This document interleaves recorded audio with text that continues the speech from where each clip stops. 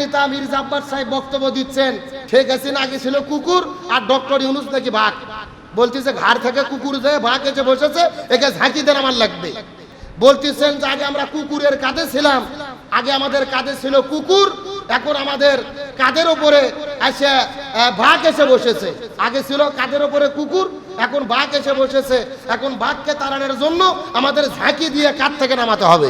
আবার আর এক নেতা বুলু সাহেব বলতেছেন ডক্টর মোহাম্মদ ইউনূস 1970 সালে খ্রিস্টান হয়েছে, আপনি খ্রিস্টান হয়েছিলেন তারপরে মুসলমান হয়েছেন কিনা জাতি আপনার কাছে জানতে চাই। মাইক সামনে পাইলে যা খুশি তাই বক্তব্য। রাষ্ট্রের প্রধান উপদেষ্টা মানে হলো প্রধানমন্ত্রীর মর্যাদা সম্পূর্ণ। আজকে তাকে বলতেছেন যে আপনি খ্রিস্টান মুসলমান হয়েছেন কিনা জানান। আর এক মেন্টাল পাগল বলতেছে ডিসেম্বরের মধ্যে যদি নির্বাচন না হয় থাপড়াইয়া কানসারের দাঁতগুলো আমরা ডক্টর ইউনূসের দাঁতগুলো উঠায় ফেলবো, থাপড়াইয়া তার দাঁত তুলে ফেলবো, তার মুখ থেকে কোনো দাঁত রাখবো না। আমাদের দেশে একটা কথা আছে ভাই, মানুষ যখন পাগল হয় পাগলে কিনা বলে ছাগলে কিনা খায়, এদেরকে পাবনা হেমায়েতপুরে পাগলা গারোতে চিকিৎসা করা দরকার। কত রহমত কত বরকত। এই যে প্রতি বছর আমরা হাজার হাজার লক্ষ লক্ষ গরু কুরবানি করি, তারপরে দেশের গরুর কি কোনো সংকট আছে? প্রত্যেক বছর আমরা দেখতাম ভারত থেকে গরু আসতো। এই বছর ডক্টর মোহাম্মদ ইউনূস সরকার ভারত থেকে গরু তো আনেইনি, বরং চুরি করে 2-4টে যেগুলো ঢুকছে ওগুলোকেও আটক করছে, যে ভারতের গরুর আমাদের দরকার নাই। আল্লাহ আকবার বলবেন না? তারপরে অন্যান্য বছরের তুলনায় এই বছর গরুর দাম বেশি না কম? অবশ্যই কম। বড় বড় গরু যেগুলো, ছোট গরুর একটু চাহিদা বেশি, কিন্তু 2 লাখ 3 লাখ টাকার যেগুলো গরু আপনার ঢাকা শহরে টেলিভিশনে দেখবেন বিক্রি হচ্ছে না। মানে অন্যান্য বছরের তুলনায় কিছুটা হলেও মানুষের ক্রয়ের সাধ্যের মধ্যে আছে। স্বরাষ্ট্র উপদেষ্টা বলেছেন যে এইবার বাংলাদেশে দুর্নীতিবাজরা নাই, আওয়ামী লীগের লোকজন নাই, এই জন্য গরু কিনতে পারতেছে না। অবশ্য কথা কোনো দিক দিয়ে ঠিক আছে, কিন্তু ওই 8-10 লাখ টাকা গরু যারা কুরবানি দেয় হালাল পথে দেওয়া সম্ভব না। কতক্ষণ না যাদের কলমের খোঁচাতে কোটি কোটি টাকা দুর্নীতি করে এরাই বড় বড় গরুগুলো কুরবানি দেয়। তাহলে অন্য বছরের তুলনায় আমরা ভালো আছি, অন্য সময়ের চেয়ে আমরা ভালো আছি আলহামদুলিল্লাহ বলেন। কিন্তু সমস্যা ভাই, ভালো সবার কাছে ভালো লাগে না। এক নেতা মির্জা আব্বাস সাহেব বক্তব্য দিচ্ছেন, বলতেছেন যে আগে আমরা কুকুরের কাঁধে ছিলাম, আগে আমাদের কাঁধে ছিল কুকুর, এখন আমাদের কাঁধের ওপরে এসে বাঘ এসে বসেছে। আগে ছিল কাঁধের ওপরে কুকুর, এখন বাঘ এসে বসেছে। এখন বাঘকে তাড়ানোর জন্য আমাদের ঝাঁকি দিয়ে কাঁধ থেকে নামাতে হবে। মানে বাঘ বোঝেন নাই, শেখ হাসিনা আগে ছিল কুকুর আর ডক্টর ইউনূস নাকি বাঘ। বলতেছে ঘাড় থেকে কুকুর যায় বাঘ এসে বসেছে, একে ঝাঁকি দেন আমার লাগবে। আবার আর এক নেতা বুলু সাহেব বলতেছেন ডক্টর মোহাম্মদ ইউনূস 1970 সালে খ্রিস্টান হয়েছে, আপনি খ্রিস্টান হয়েছিলেন তারপরে মুসলমান হয়েছেন কিনা জাতি আপনার কাছে জানতে চাই। আচ্ছা বলেন, ডক্টর মোহাম্মদ ইউনূস খ্রিস্টান হয়েছে এমন কি নিউজ আমরা পাইছি? এত বড় একটা মানুষ যদি খ্রিস্টান হয় এই নিউজ কি প্রচার হতো না? আজকে শুধু বিরোধিতা করার নামে মাইক সামনে পাইলে যা খুশি তাই বক্তব্য। রাষ্ট্রের প্রধান উপদেষ্টা মানে হলো প্রধানমন্ত্রীর মর্যাদা সম্পূর্ণ। আজকে তাকে বলতেছেন যে আপনি খ্রিস্টান মুসলমান হয়েছেন কিনা জানান। আর এক মেন্টাল পাগল বলতেছে ডিসেম্বরের মধ্যে যদি নির্বাচন না হয় থাপড়াইয়া কানসারের দাঁতগুলো আমরা ডক্টর ইউনূসের দাঁতগুলো উঠায় ফেলবো, থাপড়াইয়া তার দাঁত তুলে ফেলবো, তার মুখ থেকে কোনো দাঁত রাখবো না। আমাদের দেশে একটা কথা আছে ভাই, মানুষ যখন পাগল হয় পাগলে কিনা বলে ছাগলে কিনা খায়, এদেরকে পাবনা হেমায়েতপুরে পাগলা গারোতে চিকিৎসা করা দরকার। আমি বলতে চাই, মুখে লাগাম দিয়ে কথা বলেন, সমালোচনা হতেই পারে। শেখ হাসিনা পালাতে হয়েছে শুধুমাত্র এরকম উল্টো পাল্টা বক্তব্য দেওয়ার কারণে। মুখের একটা কথা যখন বের হয়ে যায় বন্দুকের গুলির চাইতে মারাত্মক। এই জন্য যা খুশি তাই বক্তব্য দেবেন না, অপমানজনক কথা বলবেন না, যেই কথার কারণে মানুষ হাসি ঠাট্টা তামাশা করে আবার স্বৈরাচারদের মতো পালানোর রাস্তা তৈরি হয়। আমরা অবশ্যই সমালোচনা করি। 20 টাকার নোটের মধ্যে মসজিদ বাদ দিয়ে মন্দিরের ছবি ঢুকাইছে। গত জুমাতে আমরা বলছি না, আমরা সাদাকে সাদা বলি, কালোকে কালো বলি, কিন্তু তাই বলে একটা মানুষের ব্যাপারে মিথ্যাচার করে মুসলমানকে আমরা বলবো আপনি খ্রিস্টান হয়ে গেছেন, আপনি বুড়ো শয়তান, বুড়ো বাঘ ঘাড়ের উপরে উঠেছে থাপড়াইয়া দাঁত তুলে ফেলবো, এমন বক্তব্য দেওয়ার সুযোগ আছে? আচ্ছা বলেন তো, এই বক্তব্য গত 16 বছর হাসিনের বিরুদ্ধে যদি কেউ দিত সে দেশে থাকতে পারত? আজকে আমরা স্বাধীন হয়েছি মনে করে স্বাধীনতার নাম দিয়ে পাগল হয়ে গেছি, যা মনে চাই তাই বলতেছি। একটা কথা মনে রাখবেন, প্রত্যেকটা কথার জবাব দিতে হবে কার কাছে? আরো জোরে বলেন।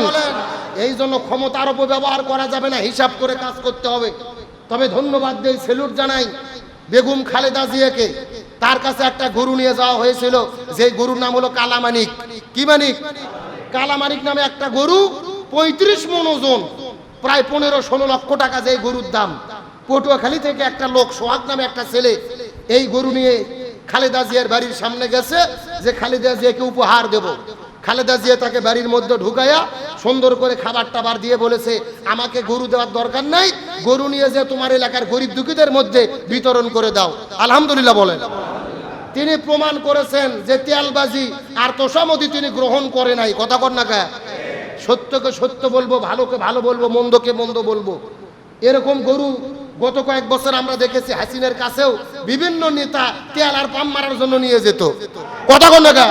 5 লাখ টাকার গরু নিয়ে যেত, 1 কোটি টাকার চেক দিয়ে ছেড়ে দিত। এই তেল আর পামের উপরে দেশ চলা শুরু হয়েছিল তোষামদির উপরে। কিন্তু খালেদা জিয়া আপসীন দেশ নেত্রী, তিনি প্রমাণ করেছেন তেল আর তোষামদি দরকার নাই, গরিব দুঃখীদের পাশে দাঁড়াও। নিশ্চয় কাজটি প্রশংসনীয় কাজ করেছে। ভালোকে ভালো বলি, মন্দকে মন্দ বলি। তেল আর পামের রাজনীতি, তোষামতের রাজনীতি বাংলাদেশে বন্ধ করতে হবে। আপনি দেশের জন্য কাজ করেন, রাষ্ট্রের জন্য কাজ করেন। গত 16 বছর পার হয়ে গেছে, নেতা কর্মী মিলে বালির ট্রাক আমরা সরাতে পারিনি, আর আজকে ভালো দিন চলে আসছে, গরু নিয়ে দৌড়ে বাড়িতে যাচ্ছি। কত কর না কে? এগুলো কি ভালোবাসা না তেল আর পাম মারা? তোষামদি করে কেমনে ক্ষমতা পাওয়া যায়, বেনিফিট লাভ করা যায়? হয়তো 10 লাখ টাকার গরু 2 কোটি টাকা কেমনে পাওয়া যায়? আমরা বেগম খালেদা জিয়াকে ধন্যবাদ দেই, তাকে উচিত জবাব দেওয়ার জন্য। কত কর না কে?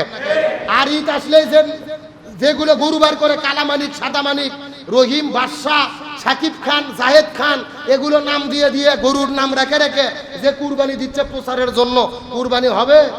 আপনার তো উদ্দেশ্য ভাইরাল হওয়া, নাম ফুটানো না। আপনি 1 লক্ষ টাকার কুরবানি দিয়েছেন, আপনার মনের মধ্যে এই জিনিসটা মনে হয় যে আল্লাহ, আমি মানুষকে দেখানোর জন্য কুরবানি দিচ্ছি, কালামানিক দিয়ে কুরবানি দিলাম, পুরো এলাকা গলার মধ্যে মালা দিয়ে ঘুরলাম। আল্লাহকে দেখানো, আল্লাহর সন্তুষ্টির জন্য নয়, মানুষকে দেখানোর জন্য কুরবানি দিয়েছেন 2 লক্ষ টাকা। আল্লাহ আপনার কুরবানি কবুল করবে না। আপনি 5,000 টাকা, 10,000 টাকা একটা খাসি, ভেড়া বা বকরি কুরবানি দিয়েছেন আল্লাহর সন্তুষ্টির জন্য, ওই 2 লাখ টাকার কুরবানি বাতিল হবে। এই 10,000 টাকার ছাগল কুরবানি আল্লাহর দরবারে প্রথম কবুল হবে। তার কারণে আল্লাহ তাআলা কি দেখবেন? লাইয়ানাল্লাহু লুহুমুহা ওয়ালা দিমাউহা ওয়ালাকিন ইয়ানালুহুত তাকওয়া মিনকুম। আল্লাহ বলছেন, তোমাদের পশু দেখবো না, রক্ত চামড়া কিচ্ছু দেখবো না, আমি দেখবো যারা কুরবানি করতেছে ওই সমস্ত মানুষের কি অন্তর। জোরে বলেন, মানুষের কি? এজন্য কুরবানি করতে গেলে, ইবাদত করতে গেলে আগে অন্তর পরিষ্কার করতে হবে, অন্তর সাফ করতে হবে। আল্লাহ সহি নিয়তে আমাদের কুরবানি করার তৌফিক দান করুক, বলেন আমিন। আসুন, এখন আমরা যে কুরবানি করব, এই কুরবানির গোশতগুলো আমরা বন্টন করব কিভাবে? অনেকেই বলে 3 ভাগ না করলে কুরবানি বাতিল হয়ে যাবে, গোশতটা 3 ভাগ করতেই হবে।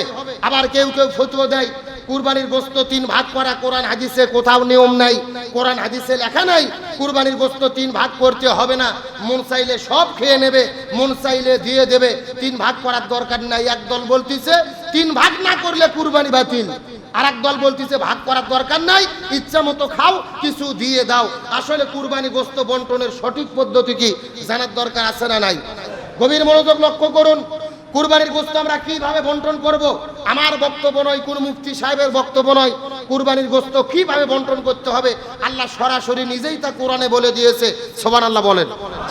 সূরা হজের 28 নম্বর আয়াত লক্ষ্য করুন। আল্লাহ তাআলা বলতেছেন, তোমরা আল্লাহর সন্তুষ্টির জন্য যে কুরবানি করবে, এই কুরবানির গোশত তোমরা কি করবে? ফাকুলু মিনহা, নিজেরা খাবে, ওয়া আতিমুল বাঈসাল ফকির, ফকির মিসকিনদেরকে দিয়ে দেবে। নিজেরা খাবে আর বাকিগুলো কি করবে? ফকির মিসকিনদেরকে দিয়ে দেবে। এটা হলো সূরা হজের 28 নম্বর আয়াত।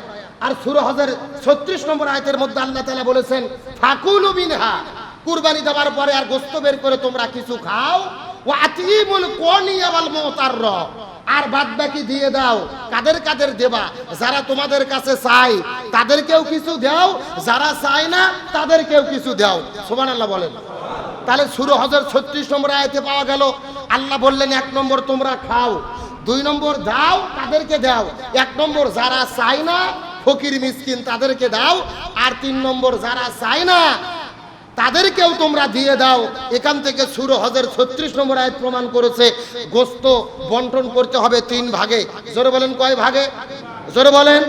1 ভাগ নিজে খাইতে হবে, আর 1 ভাগ যারা ফকির মিসকিন চায় না চায় তাদেরকে দিতে হবে, আর 3 নম্বর ভাগ যারা চায় না পাড়া প্রতিবেশী আত্মীয় স্বজন হয়তোবা কুরবানি দেয়নি কিন্তু মধ্যবিত্ত কুরবানি 2-1 বছর দেয়, এইবার দিতে পারেনি, আপনি যদি গোশত তাকে না দেন আপনার বাড়িতে চাওয়ার জন্য আসবে না, তাহলে তাদেরকেও 1 ভাগ দিতে হবে, যারা চাই তাদেরকেও দিতে হবে, আর 1 ভাগ খাইতে হবে। তাহলে কয় ভাগ হলো? তাহলে আজকে বাংলাদেশে যেই মুফতিরা ফতোয়া দেয় 3 ভাগের কথা কোরআন হাদিসে নাই, আমি মনে করি এরা হলো অন্ধ, এরা হলো জাহেল। কোরআনের এই সূরা হজের 36 নম্বর আয়াত যদি তারা ভালো করে পড়তো তাহলে এমন ব্যাখ্যা তারা দিতে পারতো না। কথা বলেন না কেন? এই জন্য ইমাম আবু হানিফা রহমতুল্লাহ আলাইহি বলেছেন কুরবানির গোশত 3 ভাগ করা হলো মুস্তাহাব, করলে সওয়াব আছে, না করলে গুনাহ নাই। একেবারে ঢাড়ি পাল্লা দেয় যে কাঁটা দিয়ে মাপ দেওয়া লাগবে, 2-1টা কম বাড়া হলে গুনাহ হবে, বিষয়টা এমন না। ভালো করে বোঝার চেষ্টা করবেন। এই 3 ভাগ কখনো কখনো কম বাড়া হতে পারে। কিভাবে কম বাড়া হতে পারে? মনে করেন যে একটা বড় লোক মানুষ, সম্পদশালী কোটিপতি, গরু কুরবানি দিয়েছে 3টে। জোরে বলেন কয়টা? এখন তার বাড়ির মানুষ হলে 2 জন, 3 গরু যদি 3 ভাগ করে, 1 ভাগ গরিব দুঃখীদের দেবে, 1 ভাগ আত্মীয় স্বজন যারা চায় না পাড়া প্রতিবেশী তাদেরকে দেবে, আর 1 ভাগ নিজে খাবে। তাহলে গরু তার ভাগে কয়টা থাকলো? এখন 1 লক্ষ টাকার একটা গরু, 3 মণ গোশত, বাড়ির লোক হলো 4 জন, 4 জনে কি 3 মণ গোশত খাইতে পারবে? তাহলে এই লোকের জন্য 3 ভাগ না, এই লোকের জন্য 20 কেজি গোশত বাড়িতে রাখে অথবা 30 কেজি রাখে, বাকি 3 গরু জনগণক দিয়ে দেওয়া লাগবে। কতক্ষণ না? ভালো করে বোঝেন, 3 ভাগ সবসময় ঠিক থাকবে না। 3 ভাগ করলে ওর তারও লাভ হচ্ছে, পুরো গরু বাচ্চাও 1 গরু 3 জনে খাবে নাকি? ও 30 কেজি রেখে বাকিটা দিয়ে দেবে। আবার আপনার গ্রামের একটা লোক মনে করেন যে খুব বেশি সম্পদশালী না, কষ্ট করে 12,000 টাকা বা 10,000 টাকার একটা ছাগল কুরবানি দিয়েছে, একটা ছাগল 10,000 টাকার কুরবানি দিয়ে 9 কেজি গোশত, 3 ভাগ করলে হয় 3 কেজি নিজে পাবে আর 6 কেজি দিয়ে দেওয়া লাগবে। এখন বাড়ির লোক হলো মনে করেন পরিবারে 8 থেকে 10 জন, 10 জন লোক 3 কেজি গোশত তো একবার খেলেই শেষ। কথা কোন জায়গা? এখন এই লোক যদি কাটাই 3 ভাগ না করে অল্প কিছু বিতরণ করে বাকিটা পরিবার নিয়ে খায়, সে খেতে পারবে, কোনো সমস্যা। কথা ক্লিয়ার না ভেজাল আছে? 3 ভাগ করা মুস্তাহাব, যাতে ভেজাল না হয়, বন্টন ভালো হয়, আল্লাহর কোরআনও সেটাই বলেছে।